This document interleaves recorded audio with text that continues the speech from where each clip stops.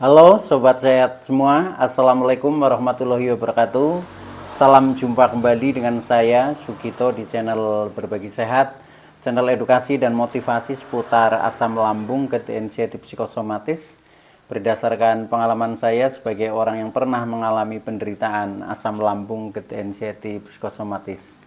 Harapan saya khususnya kepada teman-teman yang masih dalam penderitaan asam lambung, gerd, anxiety, psikosomatis, setelah menonton video ini akan dapat tersugesti dan termotivasi untuk dapat cepat sembuh. Saya bisa sembuh, insya Allah teman-teman pasti juga bisa sembuh. Badai pasti berlalu. Baiklah teman-teman, pada kesempatan kali ini saya akan berbagi seputar asam lambung, gerd, anxiety, psikosomatis dengan topik efek makanan pantangan bagi penderita asam lambung, gerd, anxiety, psikosomatis. Baiklah teman-teman ya, sebelum saya lanjutkan, tolong yang belum subscribe channel ini, klik subscribe dan loncengnya supaya teman-teman tidak ketinggalan konten video-video berikutnya. Dan jika suka, klik like, selalu bagikan ke sosial media teman-teman. Semoga bermanfaat buat kita semua. Baik, kita lanjutkan. Jadi topik kita kali ini adalah efek makanan pantangan bagi penderita asam lambung, gerd, anxiety, psikosomatis. Teman-teman semua perlu kita sadari bahwa penderitaan asam lambung, gerd, anxiety, psikosomatis yang disebabkan oleh multifaktor ya, baik itu faktor fisik maupun faktor psikis, dengan sensasi yang sangat beragam, mulai dari ujung rambut sampai dengan ujung kaki yang sering kita kenal sebagai 1001 rasa sensasi. Memang sungguh luar biasa ya, sungguh dahsyat dan perlu kita tangani dengan bijak agar penderitaan asam lambung, gerd, anxiety, psikosomatis dapat cepat membaik atau dapat cepat sembuh total. Nah, khusus pada season kali ini saya mengangkat topik ini ya, yaitu tentang efek makanan pantangan ya bagi penderita asam lambung khususnya ya. Ini karena dari makanan pantangan itu ada dua hal yang bisa kita kupas tuntas ya. Jadi dari segi negatifnya dan dari segi positifnya. Nah, ini penting ya karena mengingat penderitaan kita yang kadang sering bermasalah gara-gara makanan pantangan ya. Nah, maka dari itu tolong ikuti video ini sampai dengan selesai ya supaya tidak gagal paham, dan alangkah baiknya jika teman-teman juga menonton video-video saya yang lain ya, yang lalu, karena di setiap video itu saling berhubungan, saling melengkapi, saling mendukung dan memperkaya referensi kita tentang seputar gangguan asam lambung, sehingga kita akan mudah untuk cepat keluar ya dari penderitaan asam lambung, gerd, anxiety, psikosomatis. Baik teman-teman ya, jadi kita lanjutkan ya. Jadi efek makanan pantangan ya. Jadi ini efeknya itu bisa positif ya jika tepat ya, dan bisa juga negatif. Nah, sekarang yang pertama ya, yang efeknya itu positif jika memang mantang itu tepat ya. Tepat, makanan yang kita pantang itu juga tepat ya, kemudian timingnya juga tepat ya, atau waktunya juga tepat. Nah, itu akhirnya menjadi mempercepat proses penyembuhan ya. Karena apa? Karena kadang kita sering disebabkan ya, contohnya menjadi kambuh atau menjadi kumat itu gara-gara dari makanan pantangan. Maka itu perlu dicermati ya, dicermati agar pantangan yang kita lakukan ini efeknya menjadi positif ya. Nah, maka dari itu ketika kita masih mantang itu harus ada alasan yang kuat teman-teman ya. Alasan yang kuat yang tentunya sudah dianalisa sebelumnya ya, sebelumnya, karena memang efek makanan itu kok bagi tubuh kita nggak enak ya, nggak nyaman gitu, atau mungkin menyebabkan kambuh ya. Nah, itu yang harus dipantang. Nah, sebenarnya setiap orang itu pantangan itu tidak mesti sama ya, karena sensitivitas tubuh kita juga berbeda ya. Maka dari itu ya, itu harus kita cermati sendiri ya itu. Tetapi ketika kita bisa istilahnya mencermati itu dengan tepat yang kita pantang ya. Nah, akhirnya memang kita menjadi cepat sembuh teman-teman ya. Contoh diri saya ya. Saya sekitar setahun itu ya, 1 tahun saya mantang tidak ngopi teman-teman ya, tidak ngopi, khususnya kopi hitam ya. Karena apa? Karena riwayat saya itu terkena asam lambung itu berawal dari over kopinya ya, over kopi hitam terutama. Dan pada saat misalkan pagi saya minum kopi itu belum makan apa-apa teman-teman ya. jadi seperti untuk sarapan pagi itu malah kopi ya. Tapi nggak makan nasi, nggak makan apa. Nah, kemudian berangkat bekerja. Nah, itu berlangsung berpuluh-puluh tahun ya, sehingga kata dokter itu lambung sampai teriritasi karena dari efek daripada kopi itu tadi. Nah, karena punya sejarah seperti itu, sehingga saya untuk kopi saya pantang ekstrim ya, waktu itu sampai dengan 1 tahun. Kalau sekarang sudah normal kembali ya sudah ngopi lagi, nggak apa-apa, itu seperti itu. Nah, itu artinya tepat ya. Jadi kalau tepat ya memang efeknya positif ya. Tetapi kadang kita, contohnya misalkan mantang asam-asam ya, sebenarnya kadang tubuh kita nggak begitu sensitif kok terhadap asam-asam ya. Contohnya misalkan buah ya, ketika kita makan misalkan jeruk atau apa ya, walaupun rasanya agak asam, ketika nggak terlalu banyak juga nggak apa-apa ya. Maka saya untuk buah ya seperti biasa, cuma saya kurangi. Karena apa? Karena informasi ya dari sosial media, dari sharing dengan teman-teman, kadang kan asam itu menimbulkan ya, tetapi bagi saya itu tidak begitu. Sehingga untuk buah ya yang penting walaupun asam nggak terlalu banyak itu saya berani ya.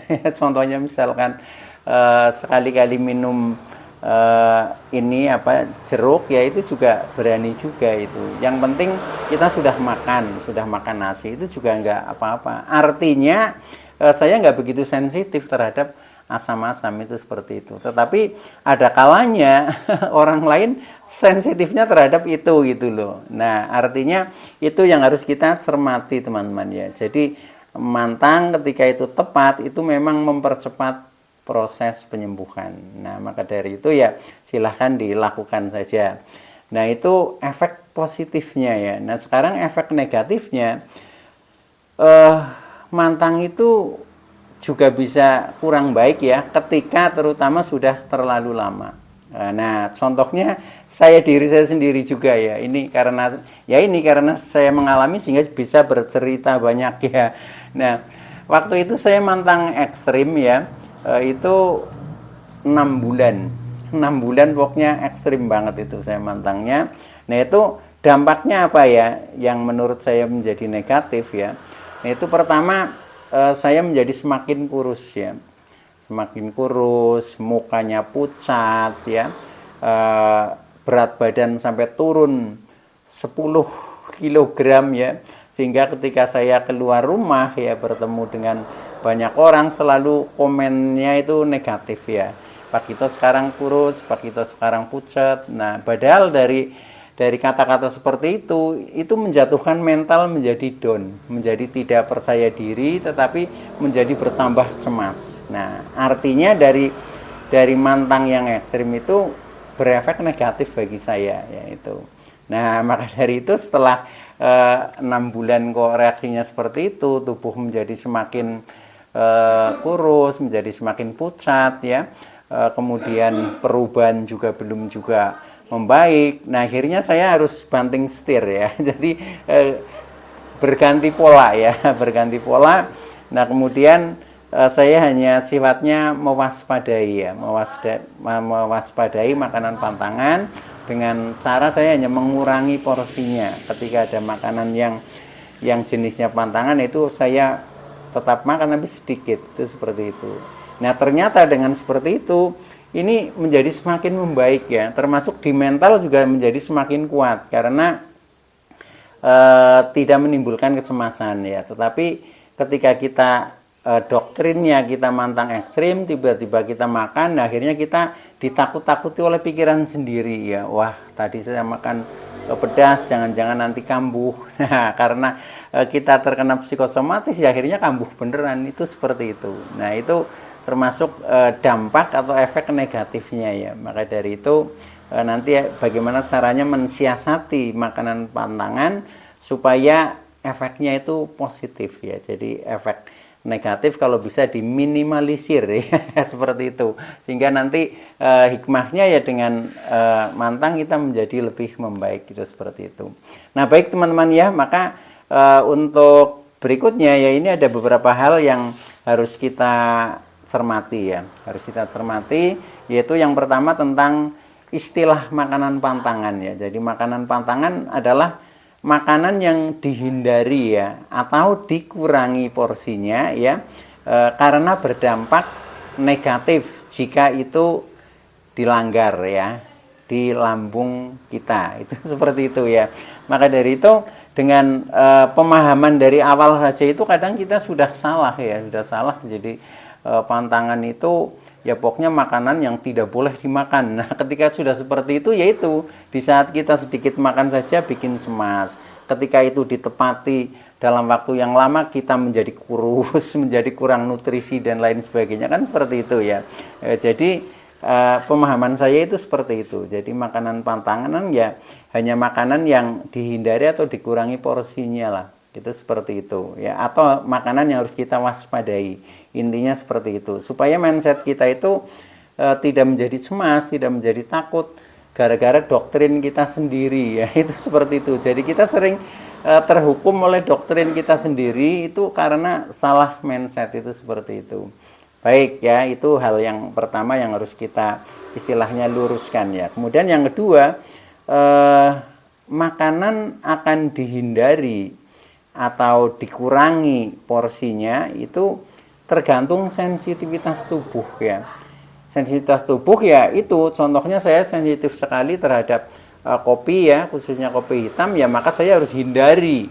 Hindari itu artinya tidak minum sama sekali selama belum membaik, itu seperti itu ya, dihindari. Tetapi ada juga jenis makanan yang cukup dikurangi ya, cukup dikurangi. Contohnya makanan asam itu bagi saya hanya cukup saya kurangi karena memang tubuh nggak begitu sensitif terhadap asam ya, artinya agak kuat, itu seperti itu. Nah yang bisa menentukan seperti itu ya diri kita sendiri ya, makanya jadikan pengalaman ketika kita habis makan apa, kemudian reaksinya seperti apa. Nah itu yang harus seperti dicatat lah di dalam pikiran kita. Nah akhirnya kita menjadi hanya sekali saja ya ketika terjadi kesalahan. Jadi kita tidak selalu mengulang ya, jatuh di lubang yang sama. Nah ketika seperti itu kan itu kurang bagus lah. Nah maka dari itu kita harus berpikir sedikit cerdas ya untuk mensikapi hal-hal seperti itu. Nah itu. Nah kemudian yang berikutnya, hal yang perlu kita pertimbangkan ya, yaitu bahwa makanan akan dimakan semua ya, maka dia akan dimakan semua tanpa pantangan, itu pun bisa ya. Itu pun bisa karena tergantung pikiran kita. Nah, ketika kita akan tidak mantang, contohnya berubah mau tidak mantang, nah itu harus didahului dari pikiran kita. Jadi makanan apa saja boleh kita makan, yang penting pikiran kita, mindsetnya sudah didasari lebih dulu. Yaitu bagaimana caranya? Yaitu pandanglah bahwa makanan itu sebagai obat ya. Makanan itu sebagai obat karena memang bermanfaat bagi tubuh kita. Jadi orang yang sehat ya otomatis orang yang makannya cukup ya. Makannya cukup dari segi nutrisi, artinya apa saja bisa makan, itu seperti itu. Nah ketika kita ingin sehat ya makanan apa saja boleh kita makan ya. Jadi di pikiran kita ya makanan untuk sehat, dan makanan adalah rezeki yang harus kita syukuri dan kita nikmati. Insya Allah dengan mindset seperti itu nanti kita menjadi serba tidak masalah berhubungan dengan makanan apapun ya, karena itu rezeki yang harus disyukuri, dinikmati ya, akan membawa berkah kepada diri kita menjadi lebih sehat. Begitu teman-teman ya. Itu hal yang ketiga ya. Nah kemudian yang keempat ini adalah jenis makanan pantangan ya. Ketika kita mengingat hal-hal tadi, maka kita harus bisa menentukan dengan bijak ya, dengan bijak, yaitu dengan cara hanya cukup dikurangi ya, cukup dikurangi dan hanya cukup diwaspadai lah, intinya seperti itu ya. Dengan seperti itu nanti kita akan mudah menentukan makanan, ketika mau makan juga nggak perlu mikir ya, itu seperti itu. Akhirnya kita tidak pernah ditimbulkan kecemasan oleh faktor makanan itu. Dan artinya kita boleh makan apa saja sebenarnya, cuma makanan-makanan pantangan cukup kita kurangi saja supaya efeknya nanti menjadi positif ya. Tetapi ketika kita contohnya masih ekstrim mantangnya, sedangkan waktunya juga sudah lama, yaitu nanti menimbulkan negatif ya. Nah, atau menjadi nutrisi kita menjadi kurang, akhirnya kita menjadi kurus dan lain sebagainya yaitu.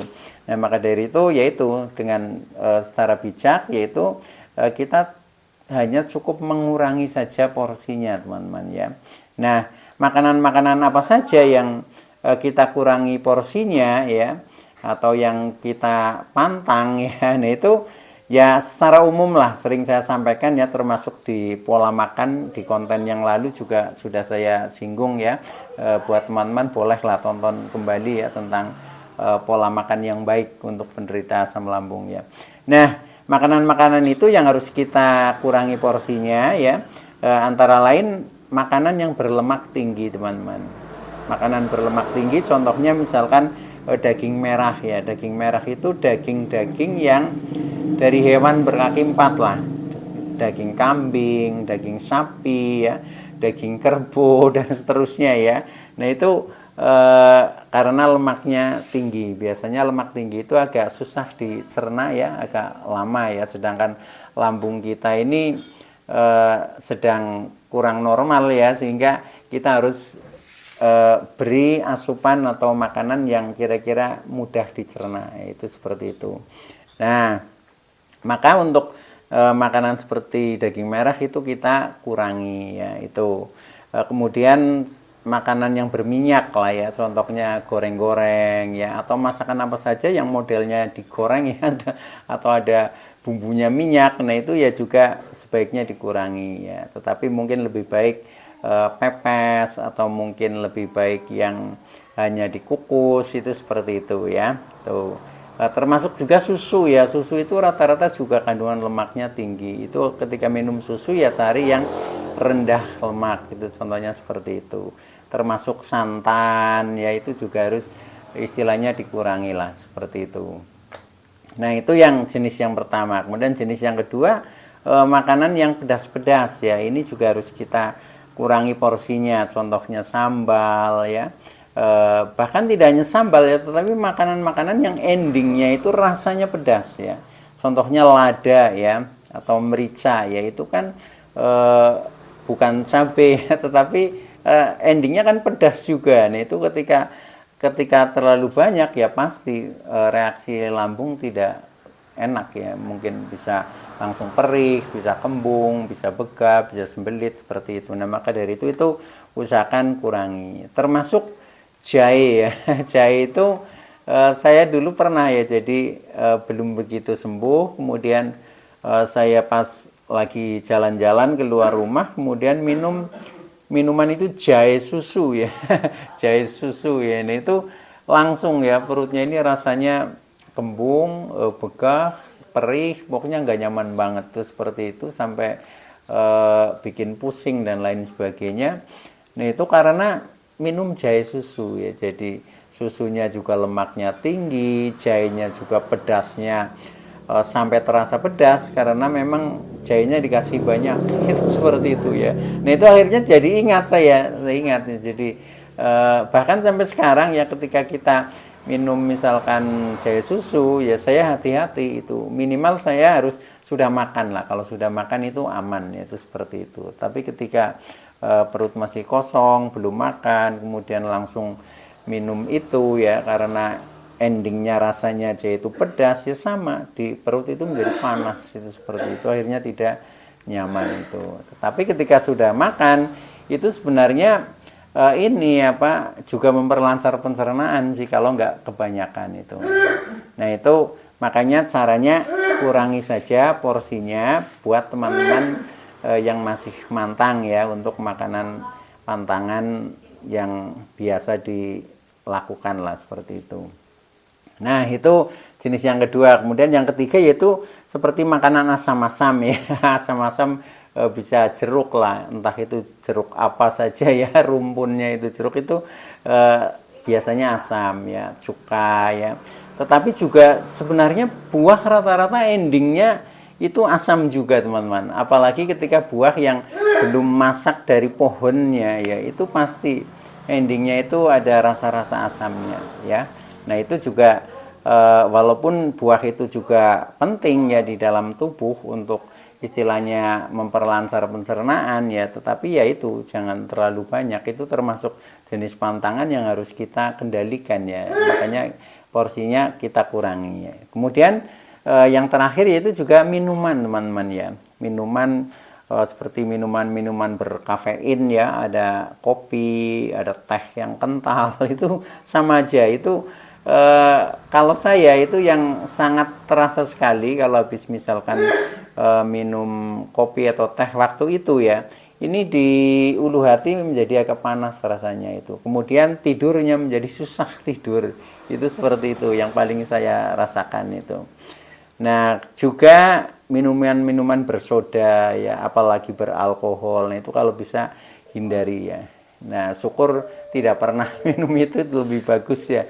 Seperti saya juga nggak pernah yang namanya minum alkohol, minum soda, itu jauh sekali dari itu ya. Paling ya itu paling sampainya ke kopi atau teh paling itu.